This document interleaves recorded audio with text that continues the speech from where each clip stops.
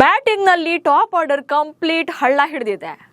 ಹೋಗ್ಲಿ ಬೌಲಿಂಗ್ ನಲ್ಲಾದ್ರೂ ಕೂಡ ಪ್ರೆಷರ್ ಹಾಕ್ತಾರೆ ಅಂದ್ರೆ ಬ್ರೇಕ್ ಥ್ರೂ ತಂದುಕೊಡುವಂತ ಬೌಲರ್ಸ್ ಕೂಡ ಇಲ್ಲ. ಕೊನೆಗೆ ಇಡೀ ತಂಡಕ್ಕೆ ಇನ್ಸ್ಪಿರೇಷನ್ ಹಾಗೆ ಗೈಡ್ ಆಗಿದ್ದಂತ ಮಹೇಂದ್ರ ಸಿಂಗ್ ಧೋನಿಯೂ ಇಲ್ಲ. ಟೋಟಲಿ ಈ ಸೀಸನ್ ಅಲ್ಲಿ ಸಿಎಸ್ಕೆ ಫ್ಲಾಪ್ ಶೋನಿಂದಲೇ ಸ್ಟಾರ್ಟ್ ಮಾಡಿದೆ. ಹ್ಯಾಟ್ರಿಕ್ ಸೋಲಿನಿಂದಾಗಿ ಸಂಜು ಸ್ಯಾಮ್ಸನ್ ಹಾಗೆ ಋತುರಾಜ್ ಗಾಯಕ್ವಾಡ್ ಸಂಕಷ್ಟಕ್ಕೆ ಸಿಲುಕಿದ್ದಾರೆ. ಮುಂದಿನ ಪಂದ್ಯಗಳಲ್ಲಿ ಚೆನ್ನೈ ತಂಡ ಸಿಡಿದೆದ್ರೆ ಮಾತ್ರನೇ ಸೇಫ್ ಆಗೋದು. ಅಷ್ಟಕ್ಕೂ ಧೋನಿಯೇ ಇಲ್ಲದ ಸಿಎಸ್ಕೆ ಅದೆಂಥ ಸಿಚುವೇಶನ್ ಅಲ್ಲಿ ಇದೆ ಅನ್ನೋದನ್ನ ಈ ವಿಡಿಯೋದಲ್ಲಿ ಹೇಳ್ತೇನೆ. ನಾನು ಶಾಂತ. ನೀವು ಸುದ್ಯಾನದ ಸಬ್ಸ್ಕ್ರೈಬರ್ ಆಗೋದಕ್ಕೆ ಮರಿಬೇಡಿ. ಈ ಬಾರಿಯ IPL ಸಿಕ್ಕಾಪಟ್ಟೆ ಇಂಟ್ರೆಸ್ಟಿಂಗ್ ಆಗಿದೆ. Last over drama, last ball thriller, game changing performance ಎಲ್ಲವನ್ನು ಕೂಡ ಫ್ಯಾನ್ಸ್ ಎಂಜಾಯ್ ಮಾಡ್ತಿದ್ದಾರೆ. ತಂಡಗಳು ಅಂತ ಬಂದಾಗ ಈ ಸೀಸನ್ ಅಲ್ಲಿ ಇನ್ನೂ ಕೂಡ ಸೋಲನ್ನೇ ಕಾಣದವರು ಇದ್ದಾರೆ, ಹಾಗೆ ಗೆಲುವಿನ ರುಚಿಯನ್ನ ನೋಡಿದವರು ಕೂಡ ಇದ್ದಾರೆ. ಬಾಟಮ್ನಲ್ಲಿ ಇರುವಂತ KKR ಹಾಗೆ ಚೆನ್ನೈ ತಂಡಗಳು ಇದುವರೆಗೆ ಒಂದೇ ಒಂದು ಪಂದ್ಯವನ್ನು ಕೂಡ ಗೆದ್ದಿಲ್ಲ. ಅತ್ತ ಕೋಲ್ಕತ್ತಾ ತಂಡಕ್ಕೆ ಮಳೆಯಿಂದಾಗಿ ಪಂಜಾಬ್ ವಿರುದ್ಧದ ಪಂದ್ಯ ರದ್ದಾಗಿ ಬೋನಸ್ ಅಂತ 1 ಪಾಯಿಂಟ್ಸ್ ಆದ್ರೂ ಕೂಡ ಸಿಕ್ಕಿದೆ. ಆದ್ರೆ ಚೆನ್ನೈ ಸೂಪರ್ ಕಿಂಗ್ಸ್ ತಂಡ ಹ್ಯಾಟ್ರಿಕ್ ಸೋಲಿನೊಂದಿಗೆ ಪಾಯಿಂಟ್ಸ್ ಪಟ್ಟಿಯಲ್ಲಿ ಕೊನೆ ಸ್ಥಾನದಲ್ಲಿದೆ. ಅದರಲ್ಲೂ ನೆಟ್ ರನ್ ರೇಟ್ ಅಂತೂ ಪಾತಾಳಕ್ಕೆ ಕುಸಿದಿದೆ. ನೆಕ್ಸ್ಟ್ ಪ್ಲೇ ಆಫ್ ರೇಸ್ ನಲ್ಲಿ ಉಳಿಬೇಕು ಅಂದ್ರೆ ಪ್ರತಿ ಮ್ಯಾಚ್ ಅಲ್ಲೂ ಕೂಡ ಮಸ್ಟ್ ವಿನ್ ಗೇಮ್ ನಂತೆ ಆಡಬೇಕಿದೆ. ನೆಟ್ ರನ್ ರೇಟ್ ಕುಸಿದ, ಪಾಯಿಂಟ್ಸ್ ಬಂದ್ರಷ್ಟೇ ಪ್ಲೇ ಆಫ್ ರೇಸ್. ಚೆನ್ನೈ ತಂಡ ಆಡಿರೋದೇ ಇನ್ನು 3 ಮ್ಯಾಚ್ಗಳು. ಆಲ್ರೆಡಿ ಪ್ಲೇ ಆಫ್ ಬಗ್ಗೆ ಮಾತನಾಡ್ತಿದ್ದಾರೆ ಅನಿಸಬಹುದು. ಬಟ್ ರಿಯಾಲಿಟಿ ಏನಂದ್ರೆ ಚೆನ್ನೈಗೆ ಈಗ ಮುಂದಿನ ಪಂದ್ಯಗಳನ್ನ ಗೆಲ್ಲೋದಷ್ಟೇ ಟಾರ್ಗೆಟ್ ಆಗಲ್ಲ.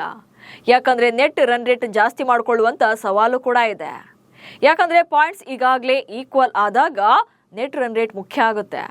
ಆದರೆ ಚೆನ್ನೈ ತಂಡ ರಾಜಸ್ಥಾನ ಹಾಗೆ ಬೆಂಗಳೂರು ತಂಡಗಳ ವಿರುದ್ಧ ಹೀನಾಯವಾಗಿ ಸೋತಿರೋದ್ರಿಂದ -2.517 ನೆಟ್ ರನ್ ರೇಟ್ ಇದೆ. ಹೀಗಾಗಿ ಮುಂದಿನ ಪಂದ್ಯಗಳನ್ನ ಗೆಲ್ಲೋದ್ರ ಜೊತೆಗೆ ಬಿಗ್ ಮಾರ್ಜಿನ್ ಇಂದ ಗೆಲ್ಲುವಂತ ಅನಿವಾರ್ಯತೆ ಕೂಡ ಇದೆ. ಈಗ ಶನಿವಾರ ಡೆಲ್ಲಿ ಕ್ಯಾಪಿಟಲ್ಸ್ ವಿರುದ್ಧ ಫೈಟ್ ನಡೆಯಲಿದೆ. ಸೊ ಇಲ್ಲಾದ್ರೂ ಕೂಡ ಗೆಲುವಿನ ಖಾತೆ ತೆರೆಯುವಂತ ಪ್ಲಾನ್ ನಲ್ಲಿದೆ.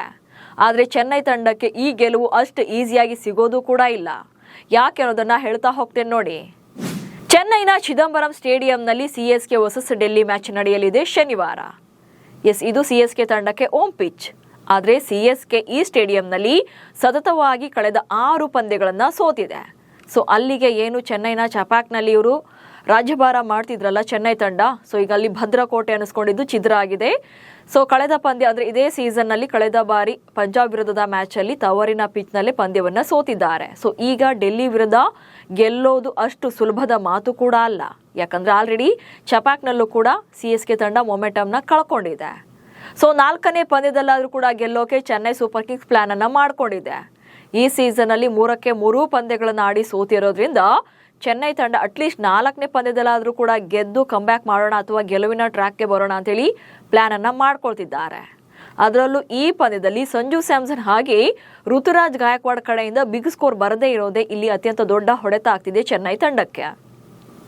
ಈ ಬಾರಿಯ IPLಗೂ ಮುನ್ನ ಟ್ರೇಡ್ ವಿಂಡೋ ಮೂಲಕ ರಾಜಸ್ಥಾನ ತಂಡದ ನಾಯಕ ಸಂಜು ಸ್ಯಾಮ್ಸನ್ ರನ್ನ ಸಿಎಸ್ಕೆ ತಂಡ ಖರೀದಿ ಮಾಡಿತ್ತು. ಆದರೆ ಸಂಜು ಸ್ಯಾಮ್ಸನ್ ಬಂದ್ಮೇಲೆ ಅವರಿಗೆ ಯಾಕೋ ಕೂಡ ಎಲ್ಲೋ ಜಲಸಿಯಲ್ಲಿ ಅಂತ ಸ್ಟಾರ್ಟ್ ಸಿಕ್ಕಿಲ್ಲ. ರಾಜಸ್ಥಾನ ಪರ ನಾಯಕನಾದ ಮೇಲೆ ಕಳೆದ ಅಷ್ಟೂ ಸೀಸನ್ಗಳಲ್ಲೂ ಕೂಡ 50+ ರನ್ಸ್ ಅನ್ನ ಬಾರಿಸಿದ್ದ ಸಂಜು ರಾಜಸ್ಥಾನ ಪರ ಆಡಿದಂತ IPLನ ಮೊದಲ ಪಂದ್ಯಗಳಲ್ಲಿ ಕ್ಯಾಪ್ಟನ್ ಆಗಿ 50+ ಸ್ಕೋರ್ ಬಂದಿತ್ತು ಅವರ ಬ್ಯಾಟಿಂಗ್ ನಿಂದ. ಬಟ್ ಈ ಸಲ ಸಿಎಸ್ಕೆ ಪರ ಕಳೆದ 3 ಪಂದ್ಯಗಳಲ್ಲಿ ಓಪನರ್ ಆಗಿ ಆಡ್ತಿರುವಂತ ಸಂಜು ಕಡೆಯಿಂದ ಡಬಲ್ ಡಿಜಿಟ್ ನಂಬರ್ಸ್ ಕೂಡ ಬಂದಿಲ್ಲ. ಅಂದ್ರೆ 10 ರನ್ಗಳ ಒಳಗೆ 3 ಪಂದ್ಯಗಳಲ್ಲೂ ಕೂಡ ವಿಕೆಟ್ ಒಪ್ಪಿಸಿದ್ದಾರೆ. ಅಂಡ್ 3 ಪಂದ್ಯಗಳಿಂದ 22 ರನ್ಸ್ ಮಾತ್ರ ಬಂದಿದೆ. ಇನ್ನು ನಾಯಕನಾಗಿರುವಂತಹ ಋತುರಾಜ್ ಗಾಯಕ್ವಾಡ್ ಕಡೆಯಿಂದಲೂ ಕೂಡ ಮ್ಯಾಚ್ ವಿನ್ನಿಂಗ್ ಪರ್ಫಾರ್ಮೆನ್ಸ್ ಬರ್ತಾ ಇಲ್ಲ. ಸೊ ಇವರಿಬ್ಬರ ಜೊತೆಯಾಟದ ಜೊತೆಗೆ ಇವರಿಬ್ಬರಿಗೂ ಕೂಡ ಪಂದ್ಯವನ್ನ ಗೆಲ್ಲಿಸಲೇಬೇಕಾದಂತ ಅಗ್ನಿ ಪರೀಕ್ಷೆ ಕೂಡ ಇದೆ. And one more thing, bowling ನಲ್ಲೂ ಕೂಡ 3 ಪಂದ್ಯಗಳಲ್ಲೂ ಕೂಡ ಇವರಲ್ಲಿ ಕಂಟ್ರೋಲ್ ಕಾಣಿಸಿಲ್ಲ. ಬೌಲಿಂಗ್ ಕೂಡ ಇವರ ಅಂದ್ರೆ ಚೆನ್ನೈ ತಂಡಕ್ಕೆ ಅತಿ ದೊಡ್ಡ ಎಫೆಕ್ಟ್ ಆಗ್ತಾ ಇದೆ. ಸೊ ಮೊದಲ ಪಂದ್ಯದಲ್ಲಿ ರಾಜಸ್ಥಾನ ವಿರುದ್ಧ ಬರೀ 127 ರನ್ಗಳಿಗೆ ಔಟ್ ಆಗ್ತಾರೆ. ಅದನ್ನ 12 ಓವರ್ಗಳಲ್ಲಿ ಆ ಟಾರ್ಗೆಟ್ ಅನ್ನ ರೀಚ್ ಆಗುವಂತೆ ಬೌಲಿಂಗ್ ಅನ್ನ ಮಾಡ್ತಾರೆ. ಸೊ ಅಲ್ಲಿ ಕಂಪ್ಲೀಟ್ ಆಗಿ ಒನ್ ಸೈಡೆಡ್ ಆಗಿ ರಾಜಸ್ಥಾನ ಗೆದ್ದುಕೊಳ್ಳುತ್ತೆ. ಅಂಡ್ ನೆಕ್ಸ್ಟ್ ಪಂಜಾಬ್ ವಿರುದ್ಧ ಚಪಾಕ್ನಲ್ಲಿ ಚೆನ್ನೈ ತಂಡ ಫಸ್ಟ್ ಬ್ಯಾಟಿಂಗ್ ಅನ್ನ ಮಾಡಿ 209 ರನ್ಗಳನ್ನ ಹೊಡಿತಾರೆ. ಸೊ 210 ಟಾರ್ಗೆಟ್ಗಳನ್ನ 19ನೇ ಓವರ್ ಒಳಗೇನೆ ಇಲ್ಲಿ ಫಿನಿಶ್ ಮಾಡುತ್ತೆ ಪಂಜಾಬ್ ತಂಡ. ಸೊ ಇಲ್ಲೂ ಕೂಡ ಗೊತ್ತಾಗುತ್ತೆ ಚೆನ್ನೈ ತಂಡದ ಬೌಲಿಂಗ್ ಎಷ್ಟು ವೀಕ್ ಇದೆ ಅನ್ನೋದು. ಅದಕ್ಕಿಂತ ಜಾಸ್ತಿ ಬೆಂಗಳೂರು ವಿರುದ್ಧದ ಮ್ಯಾಚಲ್ಲಿ 250 ರನ್ಗಳನ್ನು ಕೊಡ್ತಾರೆ. ಸೊ ಇಲ್ಲೇ ಗೊತ್ತಾಗುತ್ತೆ ಚೆನ್ನೈ ತಂಡದ ಬೌಲಿಂಗ್ ಅಷ್ಟು ಎಫೆಕ್ಟಿವ್ ಆಗಿ ಇಲ್ಲ ಅನ್ನೋದು. ಎರಡು ಚೆನ್ನೈ ಪರ ಖಲೀಲ್ ಅಹ್ಮದ್ರನ್ನ ಹೊರತುಪಡಿಸಿದ್ರೆ ಉಳಿದೆಲ್ಲ ಬೌಲರ್ಗಳು ದುಬಾರಿ ಆಗಿದ್ದಾರೆ. ಸೊ ಬೆಂಗಳೂರು ವಿರುದ್ಧದ ಮ್ಯಾಚಲ್ಲೇ ಇದು ಪ್ರೂವ್ ಆಗಿದೆ. ಸೊ ಖಲೀಲ್ ಅಹ್ಮದ್ರನ್ನ ಬಿಟ್ಟರೆ ಉಳಿದೆಲ್ಲ ಬೌಲರ್ಗಳು ಇಲ್ಲಿ 12+ ಎಕಾನಮಿಯಲ್ಲಿ ರನ್ಗಳನ್ನು ಬಿಟ್ಕೊಟ್ಟಿದ್ರು. ಮ್ಯಾಟ್ ಹೆನ್ರಿ ಇರ್ಬೋದು, ಅಥವಾ ಅನ್ಶುಲ್ ಕಾಂಬೋಜ್ ಇರ್ಬೋದು, ಅಥವಾ ನೂರ್ ಅಹ್ಮದ್ ಇರ್ಬೋದು, ಹಾಗೆ ಶಿವಮ್ ದುಬೆ, ಜೇಮಿ ವಾಟನ್, ಹೀಗೆ ಯಾರಿದ್ಲೂ ಕೂಡ ಎಕ್ಸ್ಪೆಕ್ಟಿಂಗ್ ಬೌಲಿಂಗ್ ಅನ್ನ ಯಾರು ಕೂಡ ಮಾಡ್ತಾ ಇಲ್ಲ. ಸೊ ಇದು ಕೂಡ ಸಾಥ್ ಸಿಗ್ತಾ ಇಲ್ಲ.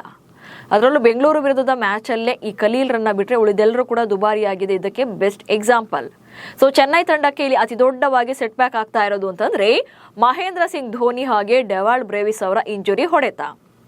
ಸೊ ಇಲ್ಲಿ ಧೋನಿ ಇದ್ದಾಗ ಫೀಲ್ಡಿಂಗ್ನಲ್ಲಿ ಅತ್ಯಂತ ಮುಖ್ಯ ಪಾತ್ರವನ್ನು ವಹಿಸ್ತಾರೆ ಧೋನಿ. ವಿಕೆಟ್ ಕೀಪಿಂಗ್ ಆಗಿ ಮಾಡುವಂಥ ಧೋನಿ ಇಲ್ಲಿ ಯಾವ ಬೌಲರ್ ಯಾವ ಓವರ್ನಲ್ಲಿ ಬೌಲಿಂಗನ್ನು ಮಾಡಿಸ್ಬೇಕು ಅನ್ನೋಂಥ ಎಲ್ಲ ಪ್ಲ್ಯಾನನ್ನು ಧೋನಿಯೇ ಮಾಡ್ತಾ ಇದ್ರು. ಬಟ್ ಇಲ್ಲಿ ಗಾಯಕ್ವಾಡ್ಗೆ ಅಷ್ಟು ಕ್ಯಾಪ್ಟನ್ಸಿಯ ಎಕ್ಸ್ಪೀರಿಯನ್ಸ್ ಕಡಿಮೆ ಇದೆ.